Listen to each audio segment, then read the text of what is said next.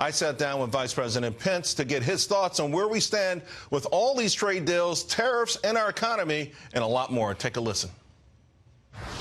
First, let's take a step back and recognize that over the last 3 years, thanks to President Trump's leadership and the agenda that we've been able to advance, we're living in the best economy in the history of the United States of America. I mean, the stock market has grown by more than 50%. That's a real difference in people's pensions and 401ks. There's more Americans working today than ever before in the history of this country. And I think most significantly, Charles, this is the best economy for American workers in my lifetime. I mean, average household incomes have grown by $5,000 a year.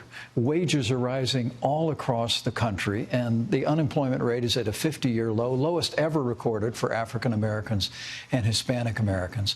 And I would submit to you that it is a result of a combination of policies that President Trump has advanced. We cut taxes on individuals and businesses. We rolled back regulation at a historic level. We've unleashed American energy. But the president has also been willing to use the power of this economy and access to this economy and tariffs to leverage changes in our trading relationships with nations around the world. I think it's that combination that's working for American workers and it's working for the American economy. And as we go forward with negotiations, whether it be with France, whether it be with Japan, or our ongoing negotiations with China, the American people can be confident that this president is going to continue to be willing to use access to this economy and use tariffs to put American jobs and American workers first.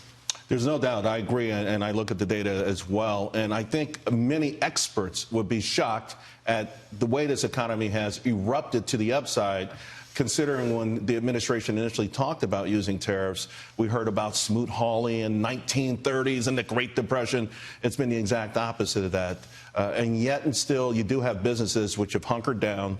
They say they're not willing to invest in this sort of uncertainty. And many experts, the same experts, of course, are saying as long as businesses remain on the sidelines, that at some point it's going to trigger a sort of, fall of this economy, that soon consumers will become worried, soon jobs will dry up. Are you concerned about that narrative? Well, look, the president's always going to be concerned about American jobs. But for far too long, we've had trade policies, whether it be the NAFTA agreement that the president renegotiated a year ago, and the Usmca has been sitting on Speaker Pelosi's desk for all of that time, awaiting congressional action, or whether when he made it clear that the era of economic surrender with China was over. This president believes that our trading policies, being the most powerful economy in the history of the world, ought to put American jobs and American workers first. And it ought to say to countries around the world, if you're going to have access to the most prosperous economy in the history of mankind, we're going to require what the president often says, a reciprocal relationship. I mean, we've heard for decades about a free trade and fair trade, but it was President Donald Trump who introduced the word reciprocal, which is that we're saying to countries around the world that we'll give you the access to our marketplace that you give us access to your marketplace. That's the way you put American jobs first. And it's also built on President Trump's confidence that when the playing field is level, American workers can compete and win against workers anywhere in the world. Of course, when it comes to a fair, free trade approach, a reciprocal approach, when it comes to China, it goes even beyond that. We all know that Huawei is, again, back in the news. And it was your speech a year ago at the Hudson Institute that was a shot across the bow.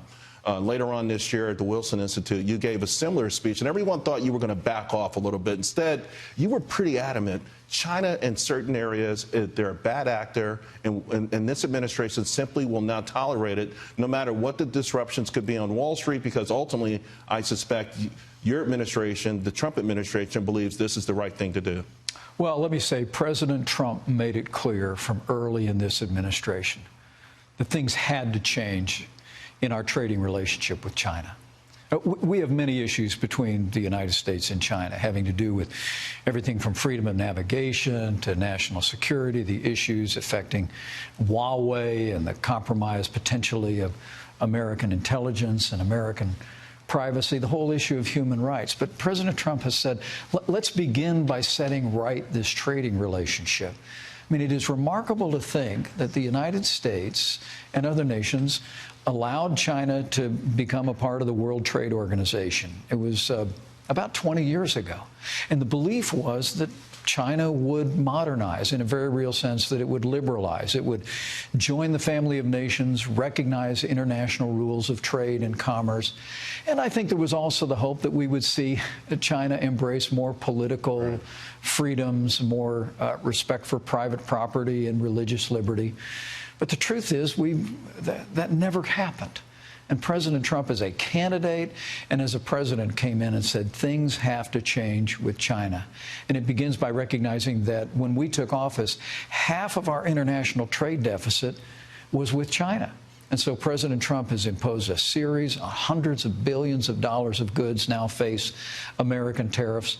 And as the president's made clear, he's fully prepared to stay where we're at and stay in that position and continue to make it clear to China that they have to open their markets. Because, again, we believe that if we set the trading relationship right, the relationship overall, strategically and diplomatically, will have the opportunity to improve. But so long as we remain, what President Trump says often, we remain the piggy bank to the world, and particularly the piggy bank to China, that's never going to happen.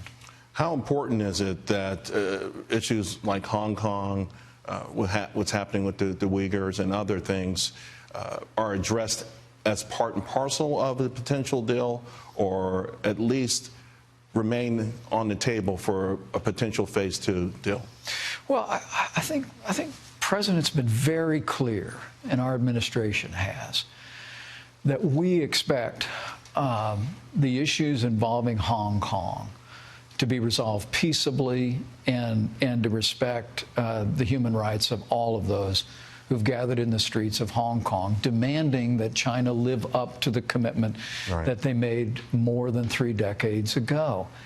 And the president has used essentially the economic dialogue that's happening between China and the United States to say, look, it's going to be very difficult for us to do a deal if China doesn't deal with Hong Kong peaceably and humanely. Our administration has also spoken out clearly about what we've seen in the Xinjiang province with the detention and the repression of the Uyghur population there, the Muslim population. And our administration, whether it be the president, myself, the Secretary of State, we'll always speak out on those issues. But I think what President Trump has done in the relationship with China is to say, we'll be clear about our values. We'll be clear about our expectation about China living up to their word, honoring their commitments when it comes to Hong Kong.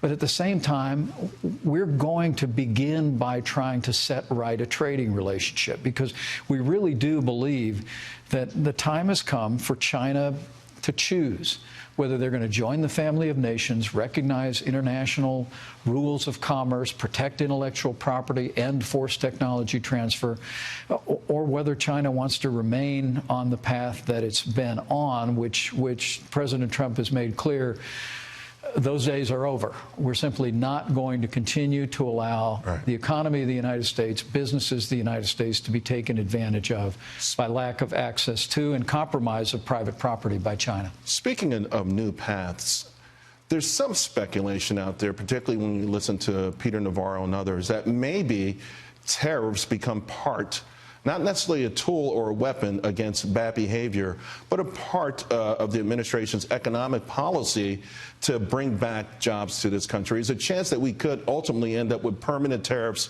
or at least higher level of tariffs than we were used to. Well, I think through the long history of this country, the United States has always used tariffs and access to our marketplace to strengthen this economy. And President Trump took office and made a commitment that he was going to put American jobs and American workers first, and use the authority he has as President of the United States to control access to our marketplace with tariffs. But make no mistake about it, Charles, and you need look no further than the President's G7 trip to Canada a few years ago. I mean, what President Trump envisions with tariffs is a means to an end, and the end of which is free trade. I mean, this president went to the G7 in Canada and literally said to all of the leaders gathered there, he said, okay, here's the offer.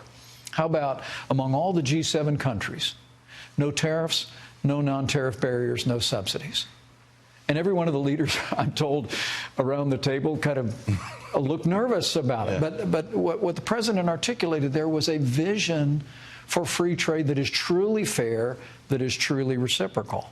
But until we reach that point, whether it be in individual negotiations with the EU or the UK after Brexit, right, or ongoing negotiations with Japan and especially China, the president's made it clear we're going to use tariffs, we're going to use access to our marketplace as a means to encouraging our trading partners to step up. Not a permanent part of the president's But remember, it's just part of it, Charles. Sure. Remember, the other part of the equation is simply what's already happening. We're simply making America, once again, the best place in the world to invest and to create jobs through low taxes, less regulation, low-cost energy. Add to that tariffs, and you have the winning combination that's producing this booming American economy. Your name was brought up, or in a USA Today article, that you were adamant about meeting the new Ukrainian president. And once you met, it was in a windowless room in a Marriott, and it felt cloak and dagger, at least the article did. And where is this going? What's the administration's thought on where this is going? Well, first, let me say it's what's happening on Capitol Hill is a disgrace. And the fact that it's happening during a NATO conference in London is a disservice to the American people and the United States. But that aside, look, the American people can read the transcript. They will see there is no quid pro quo. We heard again this week that President Zelensky said there was no pressure. I met with President Zelensky in Poland. I took President Trump's place in a bilateral meeting that was scheduled until Hurricane Dorian was coming, and then I was there. We met. We talked about the president's concerns about corruption in Ukraine and about the lack of European support. I returned. I talked to the president about the progress that President Zelensky was making, moving anti-corruption legislation, bringing about reforms, his commitment to call on Europe to do more. And just 10 days later, the president released all of the aid to Ukraine. And those are the hard facts. Yeah, and the Republicans just put out an outstanding report following the Intelligence Committee hearings that lays out all of those facts for the American people. So I want to say again, the Democrats on Capitol Hill have been trying to impeach this president for the last 3 years. First, it was the Mueller report, 2.5 years until there was no collusion, no obstruction, case closed. Now they're back at it again. And I think the American people see through it. As I travel all across this country talking about all the good things that are happening in this economy, the great opportunity that we have with the Usmca to create even more jobs, I hear tremendous support for this president. I hear tremendous frustration with a Congress that is not focusing on what's making a difference in their lives. And that's the other piece of it. Last thing, Charles, is it's not just a disgrace what they're doing, it's a disgrace what they're not doing. Look, we have an opportunity with the Usmca to create almost 200,000 new jobs in this country in the early going after Congress approves that legislation. We've got a defense funding bill with necessary increases for our military that's been tied up in the politics on Capitol Hill. We've got an opioid crisis that's tearing apart families and communities, and we've done a lot, but there's more that we can do.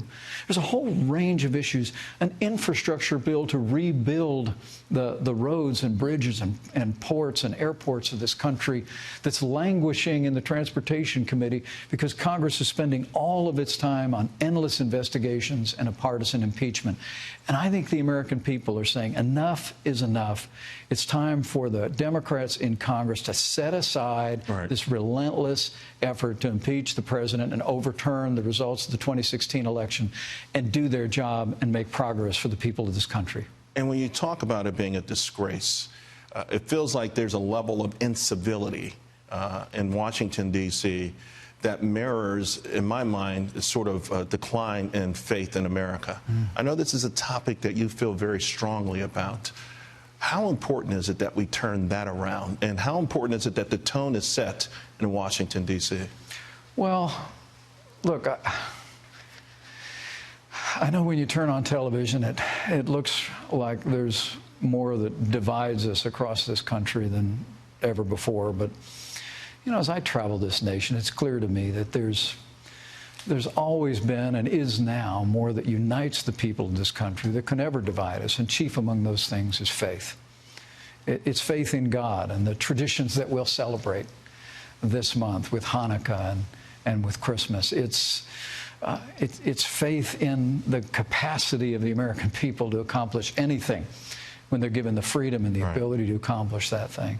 And I really do believe that on that foundation of faith, we'll get through these divided times. I mean, we have election next year, and I can't wait to get out on the campaign trail and go tell the story of everything this president has accomplished, rebuilding our military, restoring America's standing in the world, standing with our allies, standing up to our enemies, I mean, crushing the ISIS Caliphate's territory in Syria, fighting against radical Islamic terrorists on our...